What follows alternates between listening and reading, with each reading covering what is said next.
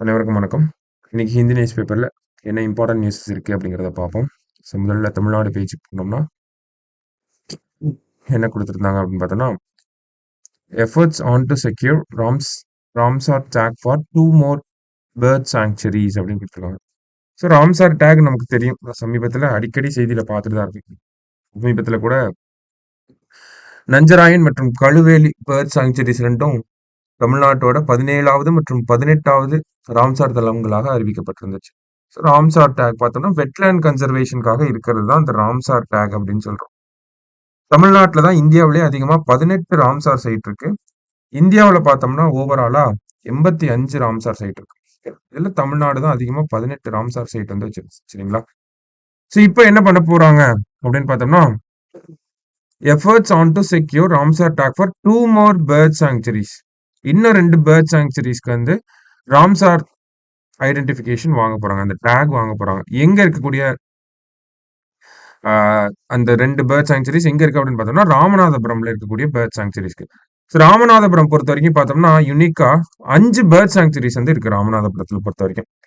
என்னென்ன அப்படின்னு பார்த்தோம்னா, தீர்த்தங்கால், சக்கரக்கோட்டை, மேல் செலவனூர், கீழ் செலவனூர், கஞ்சிரங்குளம், சித்திரங்குடி. ஓகேங்களா? இதுல கஞ்சிரங்குளம் மற்றும் சித்திரங்குடி இது ரெண்டும் பார்த்தோம்னா ஆல்ரெடி நமக்கு ராம்சார் சைட்டா தான் இருக்கு. மீதி இருக்கக்கூடிய 2 இடங்களுக்கு வந்து அப்ளை பண்றதா சொல்லியிருக்காங்க தமிழக அரசாங்கம். சரிங்களா? இதை யாரு பண்ண போறாங்க அப்படின்னு பார்த்தோம்னா, தமிழ்நாடு வெட்லாண்ட்ஸ் மிஷன் இந்த இதை பார்த்துப்பாங்க. சரிங்களா? ஸோ தமிழ்நாடை பொறுத்த வரைக்கும் பார்த்தோம்னா 18 ராம்சார் சைட். ஓகேங்களா? Highest in India. பிகாஸ் தமிழ்நாடோட வெட்லேண்ட் எவ்வளவு இருக்கு, தமிழ்நாடோட டோட்டல் ஜியோகிராபிக்கல் ஏரியால பார்த்தோம்னா 6% இருக்கு. இதுவே நேஷனல் ஆவரேஜ்னு பார்த்தோம்னா 4.86% தான். ஓகேங்களா? இந்தியாவோட மொத்த பரப்பளவுல ஒரு 4% பார்த்தோம்னா நேஷனல் ஆவரேஜ் படி பார்க்குறப்ப 4.86% வெட்லேண்ட்ஸா இருக்கு. ஆனா தமிழ்நாடோட மொத்த பரப்பளவுல தமிழ்நாட்டில் இருக்கக்கூடிய வெட்லேண்ட்ஸோட சதவீதம் அப்படின்னு பார்த்தோம்னா 6.92% இருக்கு. இந்தியாவோட அதிகமா நம்ம இருக்கோம். சரிங்களா? ஸோ இந்த தமிழ்நாட்டை பொறுத்த வரைக்கும் வெட்லேண்ட்ஸ் அதெல்லாம் பார்த்துக்கிறதுக்காகவே ஒரு அமைப்பு இருக்கு. யார் அந்த அமைப்பு அப்படின்னு பார்த்தோம்னா, தமிழ்நாடு வெட்லேண்ட்ஸ் மிஷன் அப்படின்னு சொல்றோம். பார்த்தோம்னா 2022ஆம் ஆண்டு இந்த ஒரு அமைப்பு உருவாக்கப்படுது. ஓகேங்களா? இந்த அமைப்பு பார்த்தோம்னா இவங்களோட அப்ஜெக்டிவ் என்ன பார்த்தோம்னா 100 வெட்லேண்ட்ஸை வந்து ரீஸ்டோர் பண்ணணும்.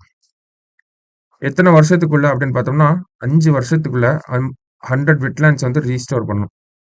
ஓகே. ஸோ அந்த ஒரு அப்ஜெக்டிவோட தமிழ்நாடு வெட்லேண்ட்ஸ் மிஷன் அப்படிங்கிறது இயங்கிட்டு இருக்கு.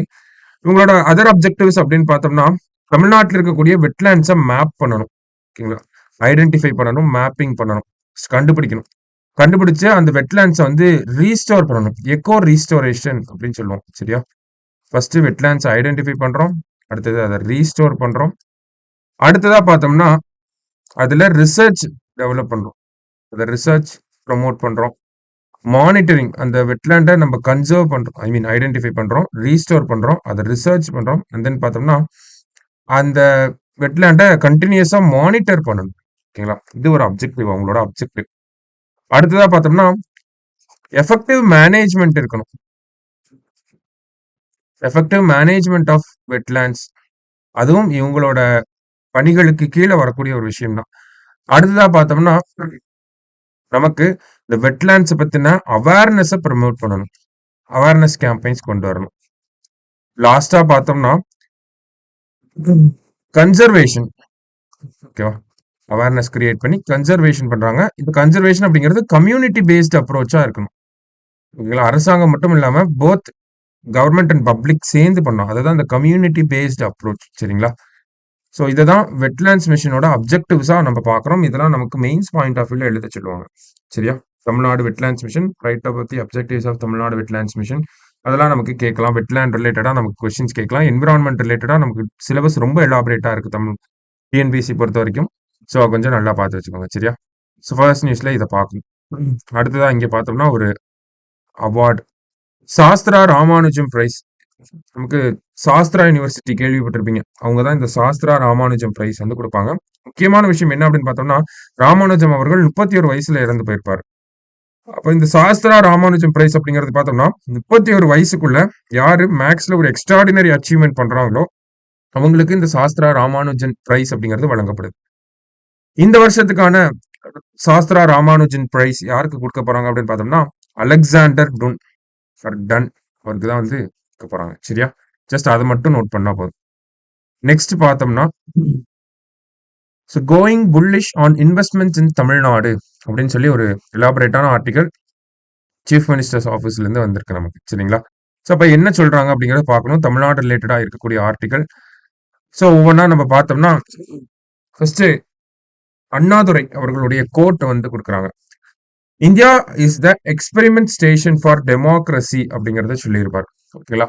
ஸோ இது நம்ம இந்த ஆர்டிகளோட ஹைலைட் பண்ணி பார்க்கறத விட நம்ம இதை சென்டர் ஸ்டேட் ரிலேஷன்ஸ் அதோட பேஸ் பண்ணி ஹைலைட் பண்ணி பார்த்துக்கலாம். அங்கெல்லாம் நம்ம மெயின்ஸ்ல கோட் பண்ணி எழுதலாம்.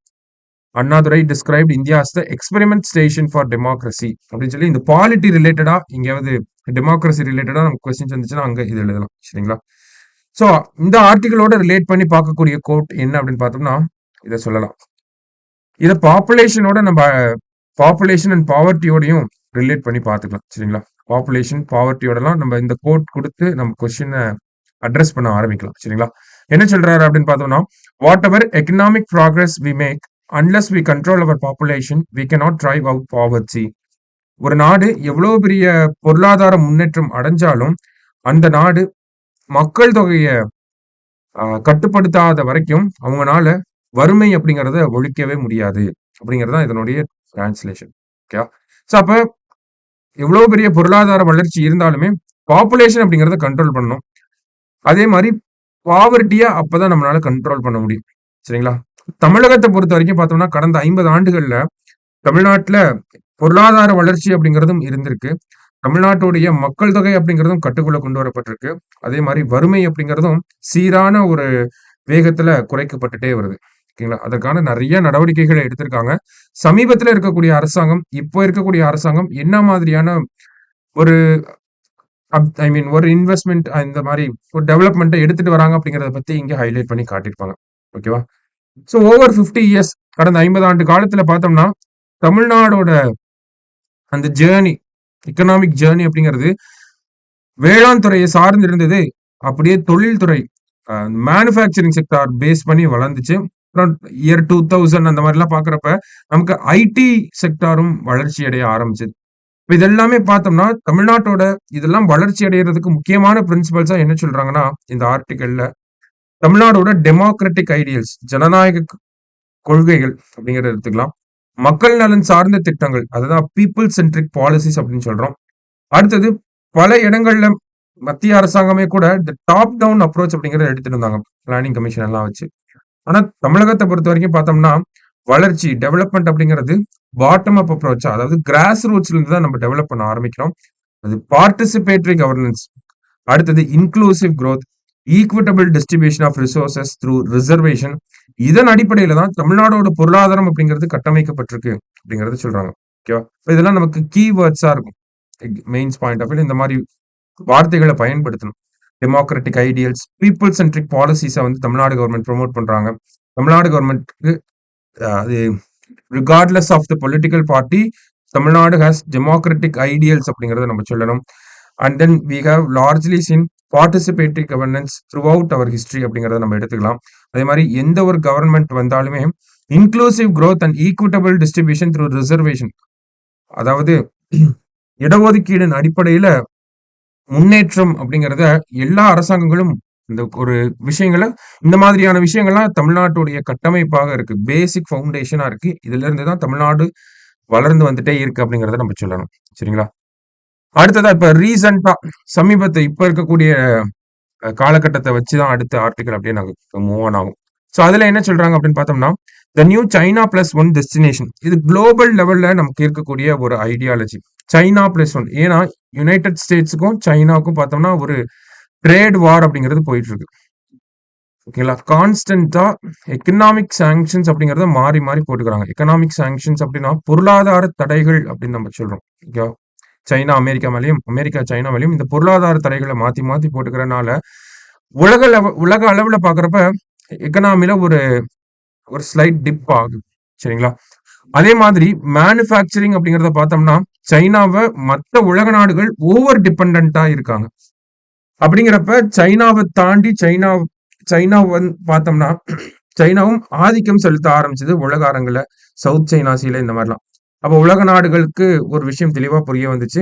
சைனாவை ஓவர் டிபெண்டா இருக்கும் சைனா மேல. ஸோ சைனால இருந்து நம்ம வெளிய விலகி போகணும். இந்த மேனுஃபேக்சரிங் அப்படிங்கிறத அதர்ஸ் நேஷன்ஸ்ல ப்ரமோட் பண்ணணும் அப்படின்னு சொல்லி தான் இந்த China plus one destination or strategy அப்படிங்கிறத கொண்டு வராங்க. அந்த சைனா பிளஸ் ஒன்ல முக்கியமான ஆள், அந்த சைனாவுக்கு ஆல்டர்னேட்டிவா யார் இருக்காங்க அப்படின்னு பார்த்தோம்னா இந்தியா தான். ஓகேங்களா? நம்ம கிட்ட சைனா கிட்ட இருக்க மாதிரியே சீப் லேபர் ஃபோர்ஸ் இருக்கு. I mean large number of labours workers இருக்காங்க. அது சீப்பாவும் இருக்கு. இந்த மாதிரியான அட்வான்டேஜஸ் வந்து இந்தியா கிட்டயும் இருக்கனால உலக நாடுகள் இந்தியாவை நோக்கி வர ஆரம்பிச்சாங்க. இந்த ஒரு ஆப்பர்ச்சுனிட்டியை தமிழக அரசாங்கம் பயன்படுத்த ஆரம்பிச்சிருக்காங்க அப்படிங்கறதான் இந்த ஒரு இடத்துல கொடுத்துருக்கோம். சைனா பிளஸ் ஒன் அப்படிங்கிறது இந்தியாவை எடுத்துக்கிறது காட்டிலும் சைனா பிளஸ் ஒன், சைனாக்கு அடுத்தபடியா தமிழ்நாடு ப்ரொமோட் பண்ண ஆரம்பிச்சாங்க. ஏன்னா தமிழ்நாட்டுல பார்த்தோம்னா நமக்கு எக்ஸ்ட்ராடினரி லேபர் ஃபோர்ஸ் அப்படிங்கிறது இருக்கு. நம்பர் ஆஃப் ஒர்க்கர்ஸ் இருக்காங்க. நம்பர் ஆஃப் யங் பாப்புலேஷன் அதிகமா இருக்கு. அந்த யங் பாப்புலேஷன் ஸ்கில்டு ஒர்க் ஃபோர்ஸா இருக்காங்க. அடாப்டபிள் டு டிஃப்ரெண்ட் டெக்னாலஜிஸா இருக்காங்க. இந்த மாதிரி நிறைய விஷயங்கள் வந்து ஒர்க் ஃபோர்ஸ் ரிலேட்டடாவே நம்ம கிட்ட இவ்வளவு சொல்ல முடியும். அதே மாதிரி தமிழகத்தில் இருக்கக்கூடிய அரசாங்கங்களும் பார்த்தோம்னா இன்வெஸ்ட்மெண்ட்டுக்கு அவ்வளவு சப்சிடிஸ் கொடுக்குறாங்க. இன்வெஸ்ட்மெண்ட்டை வந்து அட்ராக்ட் பண்றதுல நிறைய விஷயங்களை வந்து டெவலப் பண்ண ஆரம்பிச்சாங்க. அதுக்குன்னு செப்பரேட்டா பாலிசிஸ் எல்லாம் கொண்டு வர ஆரம்பிச்சோம். இப்ப சைனாக்கு அடுத்தபடியா இந்தியாங்கிறத காட்டிலும் சைனாக்கு அடுத்தபடியா தமிழ்நாடு அப்படின்னு சொல்லி நம்ம மூவ் ஆன் ஆக ஆரம்பிச்சோம். அதோட ஒரு பாசிட்டிவ்ஸ நம்மளால டேட்டாவாவே பார்க்க முடியுது. ஏன் அப்படின்னு பார்த்தோம்னா தமிழ்நாடு தான் இந்தியாவோட செகண்ட் லார்ஜஸ்ட் ஜிடிபி கான்ட்ரிபியூட்டரா இருக்கும். கிட்டத்தட்ட பார்த்தோம்னா இந்தியாவோட ஜிடிபில தமிழ்நாடோட கான்ட்ரிபியூஷன் 9% இருக்கு. ஓகேங்களா? ஆனா இந்தியாவோட பாப்புலேஷன்ல தமிழ்நாடோட பெர்சன்டேஜ் 6% தான். நம்ம 6% ஆஃப் த பாப்புலேஷன் வச்சுட்டு 9% ஆஃப் த ஜிடிபியை கான்ட்ரிபியூட் பண்ண ஆரம்பிச்சோம். மத்த மாநிலங்களை விட தமிழ்நாடு பார்த்தோம்னா இந்த தனிநபர் வருமானத்துல அதிகமா இருக்கு. இப்ப இது எல்லாமே பார்த்தோம்னா தமிழ்நாடோட பொருளாதார கட்டமைப்போட ஒரு ஒரு பாசிட்டிவ்ஸ் அப்படின்னு நம்ம சொல்றோம். எக்கனாமிக் டெவலப்மெண்ட் மாடலோட ஒரு சக்சஸ் அப்படிங்கறத நம்ம சொல்றோம். ஓகேங்களா? அதே மாதிரி பார்த்தோம்னா இப்போ ரீசெண்டா தமிழ்நாடு அரசாங்கம் எப்படி மாறிட்டே வராங்கன்னா இந்த சைனா பிளஸ் ஒன் டெஸ்டினேஷன் அப்படிங்கறத எப்படி தமிழக அரசாங்கம் ப்ரமோட் பண்ண ஆரம்பிக்கிறாங்கன்னா நம்ம ஆல்ரெடி நம்ம டெட்ராய்ட் ஆஃப் இந்தியா அப்படின்னு சொல்றோம். டெட்ராய்ட் ஆஃப் ஏஷியான்னு கூட நம்ம சொல்றோம்.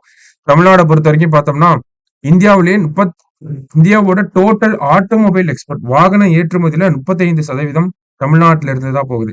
தமிழ்நாட்டை பொறுத்த வரைக்கும் பார்த்தோம்னா இந்த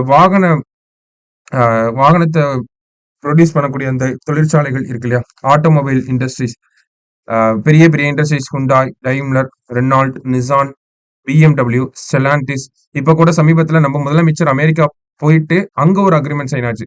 ஃபோர்டு இருக்காங்க இல்லையா, இவங்களோட நிறுவனம் வந்து நமக்கு சென்னைக்கு அவுட்டர் ரீஜன்ல வந்து இருக்கு. அவங்களும் அவங்களோட பிளான்ட்டை மறுபடியும் ரீஸ்டார்ட் பண்ண போறதா சொல்லியிருக்காங்க. மறுபடியும் ஆபரேஷன்ஸை வந்து ஸ்டார்ட் பண்ண போறதா சொல்லியிருக்காங்க. ஏன்னா இடையில ஒரு 2 வருஷத்துக்கு முன்னாடி ஆபரேஷன்ஸை வந்து கம்ப்ளீட்டா ஸ்டாப் பண்ணிட்டாங்க. இப்ப மறுபடியும் ஆபரேஷன்ஸை ஸ்டார்ட் பண்ண போறோம் அப்படிங்கறது சொல்லியிருக்காங்க. இப்ப இது ஒரு பாசிட்டிவான விஷயம். இதை நம்ம உலக நாடுகளுக்கு எடுத்து சொல்லலாம். இந்த மாதிரியான நிறுவனங்கள் கூட தமிழ்நாட்டுல அவங்களுடைய தொழிற்சாலைகள் அமைச்சு உற்பத்திகளை பண்ணிட்டு இருக்காங்க அப்படிங்கிறது. அதே மாதிரி தமிழ்நாடு ஆட்டோமொபைல் எக்ஸ்போர்ட்ஸ்ல மட்டும் டாப் கிடையாது. தமிழ்நாடு எலக்ட்ரானிக்ஸ் மேனுஃபேக்சரிங்ல தமிழ்நாடு தான் ரொம்ப டாப்பா இருக்காங்க. இந்தியாவை பொறுத்த வரைக்கும் எலக்ட்ரானிக்ஸ் எக்ஸ்போர்ட்ஸும் பார்த்தோம்னா தமிழ்நாடு தான் டாப்பா இருக்காங்க. ஓகேங்களா? இந்த மாதிரியான எலக்ட்ரானிக் எக்ஸ்போர்ட்ஸ்லாம் நமக்கு Apple, Dell, HP, Samsung, Google Pixel இந்த மாதிரியான நிறுவனங்களுக்கு வந்து உதவிகரமா இருக்கு. ஐபோன் மேனுஃபேக்சரிங் யூனிட்ஸ் வந்து வச்சிருக்கோம். நாஸ்கம், பேகட்ரான் இந்த மாதிரியான கம்பெனிஸ்லாம் கூட தமிழ்நாட்டுல இயங்கிட்டு இருக்கு அப்படிங்கறத நம்மளால கோட் பண்ணி காட்ட முடியும். சரிங்களா? ஏன் அப்படின்னு பார்த்தோம்னா முன்னாடியே சின்ன பாயிண்ட்ஸ் தான். அவைலபிலிட்டி ஆஃப் ஸ்கில்டு லேபர், ஒரு ஸ்ட்ராங் சப்ளை செயின் நெட்வொர்க் இருக்கு, வேர்ல்டு கிளாஸ் இன்ஃப்ராஸ்ட்ரக்சர், இது எல்லாமே இருக்கனால தமிழ்நாடை வந்து ஒரு எலக்ட்ரானிக்ஸ் அண்ட் டெக்னாலஜி பேஸ் பண்ண இண்டஸ்ட்ரீஸ்க்கு ஒரு ஹப்பா மாத்தி இருக்கோம் நம்ம அப்படிங்கறத சொல்றோம். அது மட்டும் இல்லாம நம்ம நிறைய சப்சிடிஸ் வந்து கொடுக்குறோம். டாக்ஸ்ல இருந்து இன்சென்டிவ்ஸ் வந்து கொடுக்குறோம். சிங்கிள் விண்டோ கிளியரன்ஸ் சிஸ்டம் அப்படிங்கறத வச்சிருக்கோம். இதனாலையும் தமிழ்நாடு என்ன ஆகுது அப்படின்னு பார்த்தோம்னா இன்வெஸ்ட்மெண்ட்டை அட்ராக்ட் பண்றதுக்கு ஒரு பெஸ்ட் பொசிஷன்ல இருக்கும் அப்படிங்கறத நம்மளால சொல்ல முடியும். சரிங்களா? மற்றபடி பார்த்தோம்னா தமிழ்நாடு இந்த எக்கனாமி ரிலேட்டடா பாக்குறப்ப இண்டஸ்ட்ரீஸை ஓபன் பண்றதுல மட்டுமே கான்சென்ட்ரேட்டடா இல்லாம லேபர் ஃபோர்ஸ தேவையான ஸ்கில்ஸ் கொடுக்கறதுலயும் ரொம்ப கான்சென்ட்ரேட்டடா இருக்காங்க. தமிழ்நாட்டுல இருக்கக்கூடிய இளைஞர்களுக்கு அவங்களுக்கு தேவையான ஸ்கில்ஸ குடுக்கறதுலயும் ரொம்ப கமிட்டடா இருக்காங்க. அதற்கு எக்ஸாம்பிளா நம்ம நான் முதல்வன் திட்டத்த சொல்லலாம். சமீபத்தில கூட அமெரிக்கா விசிட்க்கு போயிட்டு வந்த நம்ம நம்ம சீஃப் மினிஸ்டர் கூகுளோட ஒரு அக்ரீமெண்ட் சைன் பண்ணியிருந்தாங்க. கூகுளோட ஏஐ லேப்ஸ் அவங்க வந்து தமிழ்நாட்டுல எஸ்டாப்ளிஷ் பண்ண போறாங்க. இதன் மூலியமா ஆ கிட்டத்தட்ட ஒரு 10,00,000 யங்ஸ்டர்ஸ்க்கு வந்து பார்த்தோம்னா, ஏஐ ட்ரெய்னிங்லாம் குடுக்க போறாங்க. இந்த மாதிரி ஸ்கில் டெவலப்மென்ட் இனிஷியேட்டிவ்ஸ வந்து நெறைய ப்ரமோட் பண்றனால, நம்மகிட்ட அந்த ஸ்கில்டு லேபர் ஃபோர்ஸ் அப்படிங்கிறது கான்ஸ்டன்ட்டா அவைலபிளாவே இருக்கு. Clubbed with other government initiatives நம்ம தமிழ்நாட வந்து ஒரு பெட்டர் இன்வெஸ்ட்மென்ட் டெஸ்டினேஷனா மாத்திக்கிட்டே வரோம். அப்படிங்கிறத பத்தி இந்த இடத்துல சொல்லியிருக்காங்க. அதே மாரி பார்த்தோம்னா, இது எல்லாத்துக்கும் ரொம்ப முக்கியமான காரணமா இருக்கிறது, நம்மளோட மாடல் ஆஃப் கவர்னன்ஸ் அப்படிங்கிறது. நம்மளோட மாடல் ஆஃப் கவர்னன்ஸ பொறுத்தவரைக்கும் செய்திகள்ல அடிக்கடி கேள்விப்பட்டிருப்பீங்க. திராவிடியன் மாடல் அப்படிங்கிறத ரிப்பீட்டடா சொல்லிட்டே இருக்காங்க. திராவிடியன் மாடல்னா என்ன? திராவிட மாடல் அரசியல் அப்படின்னா என்ன? அப்படின்னு பார்த்தோம்னா, this approach lays an emphasis on social justice, inclusive growth and equitable distribution of resources. இப்ப சமூக நீதி, உள்ளடக்கிய வளர்ச்சி, அதே மாரி equitable distribution of resources through அத ரிசர்வேஷன் பேஸ் பண்ணி நம்ம சொல்றோம். சரிங்களா? இந்த ஒரு அப்ரோச் அப்படிங்கிறது எக்கனாமிக் குரோத்த மட்டும் ஃபோக்கஸ் பண்ணாம, மக்களுடைய வாழ்வாதாரத்த முன்னேற்றுவதிலும் குறிக்கோளோட இருக்கு. இன்னும் நம்ம சிம்பிளா சொல்லலாம். Social justice, economic justice and environmental ஜஸ்டிஸ்ன்னு கூட நம்ம திராவிடியன் மாடல டிஃபைன் பண்ண முடியும். சரிங்களா? சோசியல் ஜஸ்டிஸ் சமூக நீதி, எக்கனாமிக் ஜஸ்டிஸ், அதே மாரி என்விரான்மென்டல் ஜஸ்டிஸ். ஏன்னா தமிழ்நாடு அரசாங்கம் கடந்த 4, 5 வருடங்கள்ல பார்த்தோம்னா, என்விரான்மென்ட் ரிலேட்டடா அவ்வளவு ஸ்டெப்ஸ வந்து எடுத்திருக்காங்க. தமிழ்நாடு வெட்லாண்ட்ஸ் மிஷன் இருக்கு. கிரீன் தமிழ்நாடு மிஷன் இருக்கு. ஆ இந்த மாரி நெறைய விஷயங்கள் இருக்கு. தமிழ்நாடு கிளைமேட் சேஞ்ச் மிஷன் இருக்கு. ஆ நெறைய வெட்லாண்ட்ஸ வந்து நம்ம வச்சிருக்கோம். இந்த மாதிரியான விஷயங்கள கூட நம்மளால சொல்ல முடியும். என்விரான்மென்ட் ரிலேட்டடா. இப்ப தமிழ்நாடு திராவிடியன் மாடல் அப்படிங்கிற அப்ரோச் எடுத்துட்டு வந்து ஓவரால் குரோத்த வந்து எல்லா விதமான செக்டார்ஸ்லயும் நமக்கு குடுக்குறாங்க அப்படிங்கிறத இந்த இடத்துல நமக்கு சொல்ல வராங்க. ஓகேவா? ஸோ கடைசியா பார்த்தோம்னா, நமக்கு எக்கனாமி ரிலேட்டடா நெறைய பார்த்தோம். அதே மாரி லேபர் ஃபோர்ஸ் ரிலேட்டடாவும் நம்ம பார்த்தோம். அடுத்தது எஜுகேஷன் ரிலேட்டடா பார்க்கிறப்ப, தமிழ்நாடு அரசாங்கம் தான் தமிழ்நாடு மாநிலம் தான் பார்த்தோம்னா, இந்தியாவிலேயே கிராஸ் என்ரோல்மென்ட் ரேஷியோ அதிகமா இருக்கக்கூடிய ஒரு மாநிலம். Cross enrolment ratio in higher education கிட்டத்தட்ட 47% வச்சிருக்கோம். இதே இந்தியாவோட ஆவரேஜ் அப்படின்னு பார்த்தோம்னா 29% தான். சரிங்களா? ஸோ அப்ப தமிழ்நாடு இந்தியாவோட பெட்டரா இருக்காங்க இன் டெர்ம்ஸ் ஆஃப் எஜுகேஷன் சரி. அது பிரைமரி எஜுகேஷனா இருந்தாலும் சரி, ஹையர் செகண்டரி எஜுகேஷனா இருந்தாலும் சரி, ஹையர் எஜுகேஷனா இருந்தாலும் சரி, நம்பர் ஆஃப் பேட்டர்ன்ஸ் ஓகேங்களா? புதிய புதிய கண்டுபிடிப்புகள்னு சொல்லுவாங்கல்ல பேட்டர்ன்ஸ். இத சப்மிட் பண்றதுல தமிழ்நாடு தான் பெஸ்ட்டா இருக்காங்க. தமிழ்நாட்டுல இருக்கக்கூடிய உயர்கல்வி நிறுவனங்கள் இந்தியா அளவிலும், உலக அளவிலும் வெளியிடக்கூடிய அந்த பட்டியல்ல பார்த்தோம்னா, டாப் 100ல வராங்க. டாப் 150ல வராங்க. இந்த மாரி எஜுகேஷனையும் நம்ம ப்ரமோட் பண்ணிட்டே வரோம்.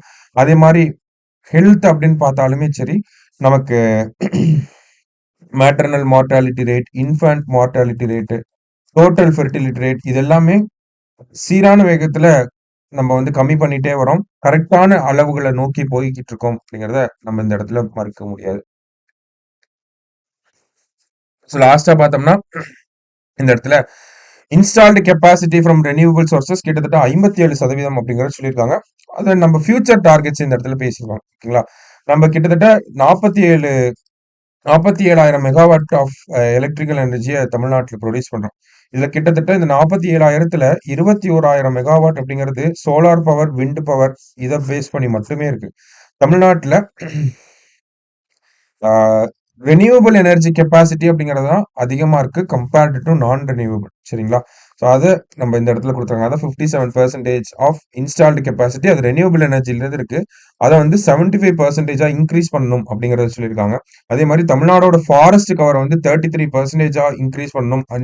10 வருஷத்துல தமிழ்நாடோட ஃபாரஸ்ட் கவரேஜ் இப்ப 23% இருக்கு. அத 33% இன்கிரீஸ் பண்ணணுங்கிற டார்கெட் நம்ம வச்சிருக்கோம்.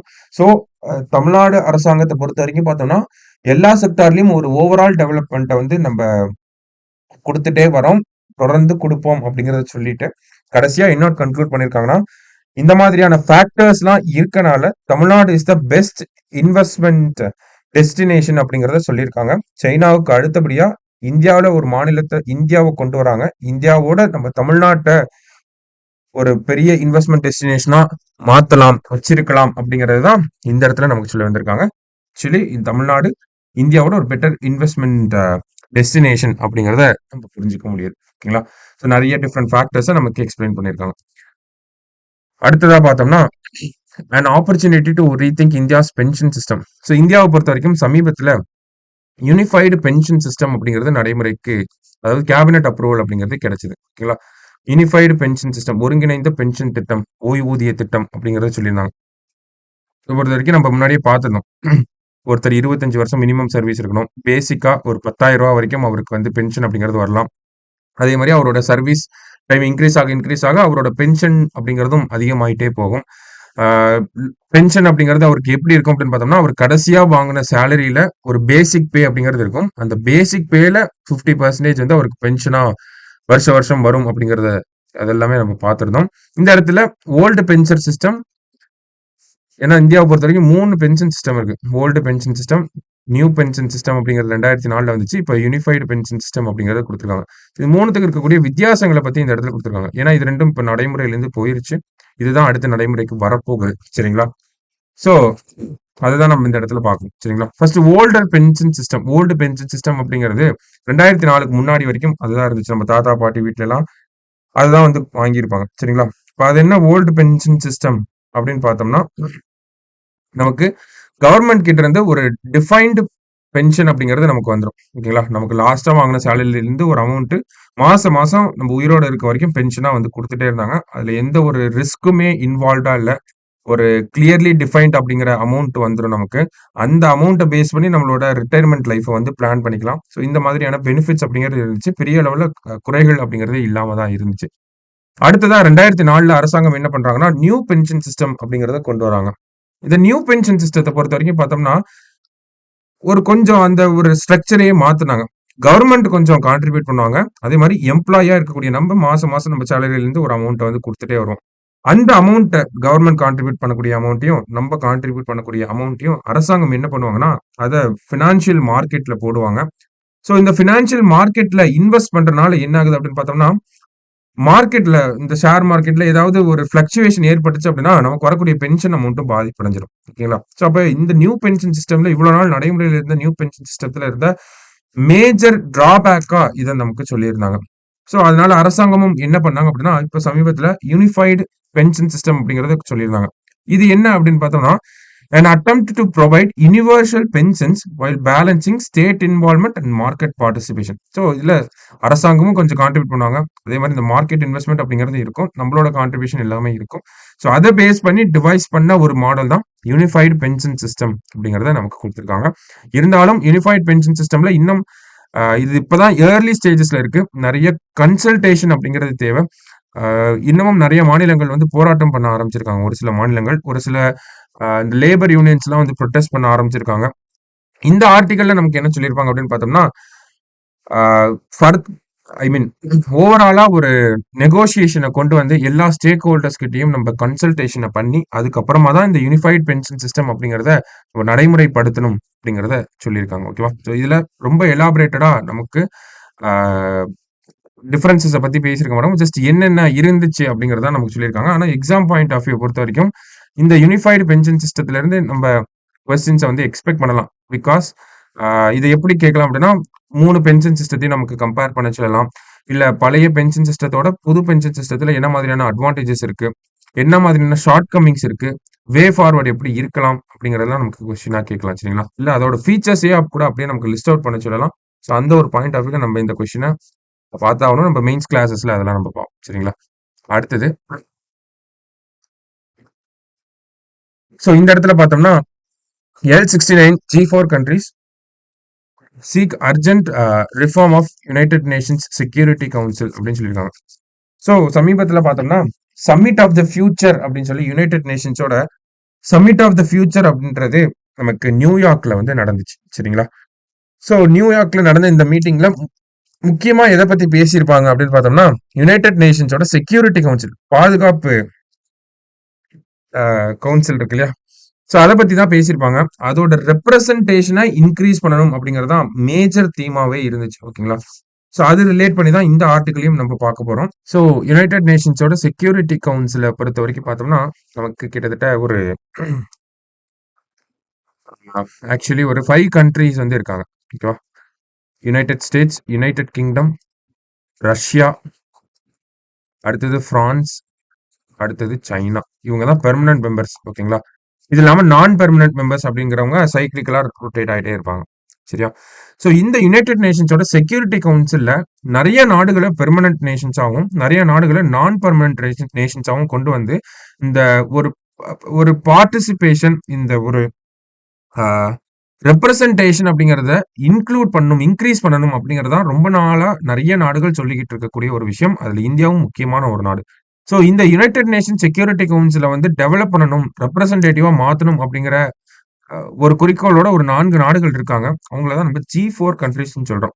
இந்த G4ல யாரெல்லாம் இருக்காங்க அப்படின்னு பார்த்தோம்னா, India, Brazil, Germany and Japan. ஓகேங்களா?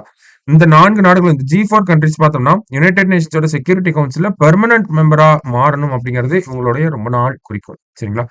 Group of 4 countries India, Brazil, Germany and Japan. சரிங்களா? அது மட்டும் இல்லாம இந்த L69 குரூப் ஆஃப் கண்ட்ரீஸ் இருக்கு, C10 குரூப் ஆஃப் கண்ட்ரீஸ். இதெல்லாம் மைனர் ஆர்கனைசேஷன்ஸ் தான், அவ்வளோ நமக்கு இம்பார்ட்டன்ட் இல்லை. இதெல்லாம் ஆப்பிரிக்கன் கண்ட்ரீஸ் இல்ல டெவலப்பிங் எக்கானமிஸ்ல இருக்கக்கூடிய கண்ட்ரீஸ் எல்லாமே இருப்பாங்க. இந்த L69 கண்ட்ரீஸ் எல்லாருமே பார்த்தோம்னா யுனைடெட் நேஷன் செக்யூரிட்டி கவுன்சில ரெப்ரசன்டேட்டிவா மாத்தணும் அப்படிங்கிற ஒரு குரலை வந்து கொடுத்துட்டே இருப்பாங்க. சரிங்களா? ஸோ இவங்க என்ன சொல்லியிருக்காங்க அப்படின்னு பார்த்தோம்னா, ஒரு ஸ்டேட்மெண்ட், ஒரு ஜாயிண்ட் ஸ்டேட்மெண்ட் என்ன அப்படின்னு பார்த்தோம்னா, நமக்கு increase in both permanent and non permanent members of United Nations security membership. அதான் சொல்றாங்க. ஓகேங்களா? இந்த செக்யூரிட்டி கவுன்சில் அப்படிங்கிறத ரெப்ரசன்டேட்டிவா, டிரான்ஸ்பேரண்டா, எஃபிஷியன்டா, எஃபெக்டிவா, டெமோக்ராட்டிக்கா, அக்கௌண்டபிளா மாத்தணும் அப்படின்னு சொல்லி ஒரு ஸ்டேட்மெண்ட் ரிலீஸ் பண்ணியிருக்காங்க. சரிங்களா? ஸோ இதுல இந்தியா இந்த யுனைடெட் நேஷன் செக்யூரிட்டி கவுன்சில்ல பெர்மனன்ட் மெம்பர்ஷிப் வாங்குறதுக்காக ரொம்ப நாளா போராடிட்டு இருக்காங்க. சரிங்களா? அந்த ஒரு பேசிஸ்ல நம்ம ஜஸ்ட் பாத்துக்கிறோம். G4 கண்ட்ரீஸ்னா India, Brazil, Japan and Germany இவங்க எல்லாம் இருக்காங்க அப்படிங்கிற டேட்டாவையும் நோட் பண்ணிக்கிறோம். சரிங்களா? அடுத்ததா India elected to globe steering committee. இந்த குளோப் அப்படிங்கிற அமைப்பு பொறுத்த வரைக்கும் பார்த்தோம்னா ஆன்டி கரப்ஷன் பாடி. சரிங்களா? இன்டர்நேஷனல் லெவலில் இருக்கக்கூடிய ஒரு ஆன்டி கரப்ஷன் பாடி தான் இந்த குளோப் அப்படிங்கிற அமைப்பு. ஓகேங்களா? 2021ல எஸ்டாப்ளிஷ் பண்ணியிருப்பாங்க. ஒரு G20 இருக்குல்ல, G20யோட ஒரு இனிஷியேட்டிவ் தான் இந்த குளோப் அப்படிங்கிறது. இவங்க என்ன பண்ணுவாங்க அப்படின்னு பார்த்தோம்னா, இந்த financial crimes and then corruption வந்து டிரான்ஸ்நேஷனல் லெவல், இன்டர்நேஷனல் லெவல்ல பார்த்தோம்னா தடுக்கக்கூடிய ஒரு அமைப்பாக இருக்காங்க. Global operational network of anti corruption law enforcement authorities அப்படின்னு சொல்றோம். ஓகேங்களா? Global operational network of anti corruption law enforcement authorities. Anti corruption, கரப்ஷனுக்கு எதிராக இருக்கக்கூடிய என்ஃபோர்ஸ்மெண்ட் அத்தாரிட்டிஸ், இந்த அமைப்பு சிபிஐ எல்லாம் இப்ப இந்தியாவில இருந்து ரெப்ரசன்டேட்டிவா இருக்காங்க. ஸோ இந்த மாதிரி சிபிஐ மாதிரி ஒவ்வொரு நாட்டிலும் ஒவ்வொரு அமைப்புகள் இருப்பாங்க. அவங்களோட ஒரு குளோபல் ஆபரேஷனல் நெட்வொர்க். சரிங்களா? ஸோ இதோட ஸ்டீரிங் கமிட்டி. ஓகேங்களா? அதுல இந்தியாவை வந்து எலெக்ட் பண்ணியிருக்காங்க. ஸோ அதுதான் நம்ம பார்க்கணும். கரப்ஷன் ரிலேட்டடா நமக்கு மெயின்ஸ்ல கொஸ்டின் வரப்ப இதெல்லாம் கோட் பண்ணி காட்டலாம். Global operational network of anti corruption law enforcement authorities அப்படிங்கிற அமைப்புல இந்தியாலாம் இருக்கு அப்படிங்கறத கரப்ஷன் ப்ரிவென்ட் பண்றதுக்காக வச்சிருக்கோம் அப்படிங்கறதெல்லாம் நம்ம சொல்லலாம். சரிங்களா? சைடு ஹெட்டிங் போட்டுட்டு நம்ம உள்ள எழுதுறதுதான். சரிங்களா? ஸோ லாஸ்டா பார்த்தோம்னா, central likely to increase prices of ethanol and sugar அப்படின்னு கொடுத்துருக்காங்க. ஸோ அதுல நமக்கு இம்பார்ட்டன்டான விஷயம் என்ன அப்படின்னு பார்த்தோம்னா, இந்தியாவை பொறுத்த வரைக்கும் பெட்ரோல்ல எத்தனால மிக்ஸ் பண்ணிட்டு இருக்காங்க. பெட்ரோல்ல எத்தனால வந்து மிக்ஸ் பண்ணிட்டு இருக்காங்க. ஓகேங்களா? எத்தனால் பிளெண்டிங் ஆஃப் பெட்ரோல் அப்படிங்கறதா அந்த ஒரு விஷயம் பேரு. பெட்ரோல்ல 100% இருக்குன்னா அதுல 100% ரீப்ளேஸ் பண்ணிட்டு 80% பெட்ரோல், 20% எத்தனால். இது வந்து ரொம்ப நாளா போயிட்டு இருக்கக்கூடிய ஒரு பிளான். ஓகேங்களா? எத்தனால் பிளெண்டிங் ஆஃப் பெட்ரோல் அப்படின்னு சொல்லுவாங்க. இதோட target 20% of ethanol blending in petrol by 2025-26. இதுதான் டார்கெட். 2025-26க்குள்ள பெட்ரோல்ல 20% எத்தனால மிக்ஸ் பண்ணி நம்ம மக்களுக்கு கொடுக்கணும் அப்படிங்கிறது. சரிங்களா? ஸோ இந்த ஒரு டார்கெட்டை இந்தியன் கவர்மெண்ட் இந்த டார்கெட் இயருக்கு முன்னாடியே நம்ம அச்சீவ் பண்ண போறோம். அதனால இப்ப என்ன பண்ணிருக்காங்க அப்படின்னு பார்த்தோம்னா, நித்தி ஆயோக கூப்பிட்டு 25% of ethanol blending in petrol, அதுக்கு ஒரு ரோட் மேப், அதுக்கு ஒரு கைட்லைன்ஸ் கேட்டிருக்காங்க. ஓகேங்களா? ஆல்ரெடி 20% டார்கெட்டை நம்ம அச்சீவ் பண்ண போறோம். அதனால 25% எத்தனால் பிளெண்டிங்க நம்ம கேட்டிருக்கோம். சரிங்களா? ஒரு ரோட் மேப் வந்து கேட்டிருக்காங்க. ஸோ எத்தனால் பிளெண்டிங்னால என்ன ஒரு அட்வான்டேஜ் இருக்கு அப்படிங்கறத நமக்கு மெயின்ஸ் பாயிண்ட் ஆஃப் வியூல தேவைப்படும். ஓகேங்களா? எத்தனால பெட்ரோல்ல கலக்கறனால என்ன அட்வான்டேஜஸ் இருக்கு அப்படின்னா, ஃபர்ஸ்ட் எத்தனால் அப்படிங்கிறது நமக்கு எங்க இருந்து வருதுன்னா சுகர் கேன்ல இருந்து வருது. அதனாலதான் கரும்பு படம்லாம் கொடுத்துருக்காங்க. ஓகேவா? இப்போ சுகர் கேன்ல இருந்து வருது எத்தனால். ஓகேவா? இப்போ சுகர் கேன் அப்படிங்கறது நம்ம கல்டிவேட் பண்ண முடியும். ஓகேங்களா? வருஷத்துக்கு இவ்வளவு சுகர் கேன் அப்படிங்கிறது இவ்வளவு டன்ஸ் நம்மளால கல்டிவேட் பண்ண முடியும். இப்போ இது ஒரு ரெனியூவபிள் சோர்ஸ் ஆஃப் எனர்ஜியா நம்ம எடுத்துக்க முடியும். சரிங்களா? அதே மாதிரி பார்த்தோம்னா இந்த எத்தனால பெட்ரோல்ல மிக்ஸ் பண்றதுக்கு முக்கியமான 2 ரீசன்ஸ். ஒன்னு, கிரீன் ஹவுஸ் கேஸோட எமிஷன் கம்மியாகும். பியூரா பெட்ரோல நம்ம யூஸ் பண்ணிட்டே இருந்தோம்னா நிறைய கிரீன் ஹவுஸ் கேஸ் எமிட் ஆகும். இதுல எத்தனால நம்ம மிக்ஸ் பண்ணி யூஸ் பண்றதுனால எத்தனாலுக்கு கார்பன் இன்டென்சிட்டி கம்மி. லோ கார்பன் இன்டென்சிட்டி அப்படின்னு சொல்லுவோம். சரிங்களா?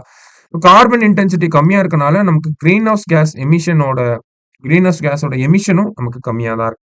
அதே மாதிரி பார்த்தோம்னா எத்தனால பெட்ரோல்ல மிக்ஸ் பண்றதுனால இன்ஜினோட பெர்ஃபார்மன்ஸ் வந்து அதிகமாகுது. ஓகேங்களா? பிகாஸ் எத்தனாலுக்கு வந்து ஹை ஆக்டேன் நம்பர் அப்படிங்கிறது இருக்கு. ஹை ஆக்டேன் ரேட்டிங் அப்படிங்கிறது சொல்லுவாங்க. சரியா? ஸோ லோ கார்பன் இன்டென்சிட்டி இருக்கு. இன்ஜின் பெர்ஃபார்மன்ஸ் இன்க்ரீஸ் ஆகுது. நமக்கு ரெனியூவபிளா இருக்கு எத்தனால சுகர் கேன்ல இருந்து எடுக்கிறனால.